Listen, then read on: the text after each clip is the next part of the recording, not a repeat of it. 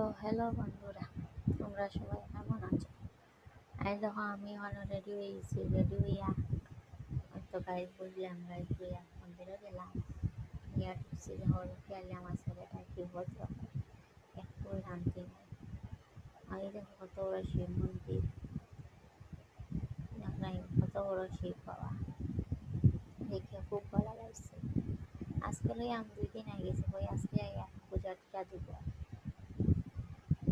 পূজা টুজা করলাম, করলে একটু করলাম নিচের দিকে যাই আর একটু শিবের মাথাতে একটু জল দিই। আমার ছেলে দিল শিবের মাথাতে জল, তারপরে আমি দিলাম। যাই করলাম করিয়া হয়তো ভিতরে গেলাম বাইয়া ভক্তিদের, তারপরে পার্ক হয়ে ঝুলন সরিতে হয়, আমিও লড়ে ঝুলন সরলাম। সরিয়া তো আমরা পরে রুমে গেলাম। ভালো লাগলে লাইক করে শেয়ার করবে প্লিজ।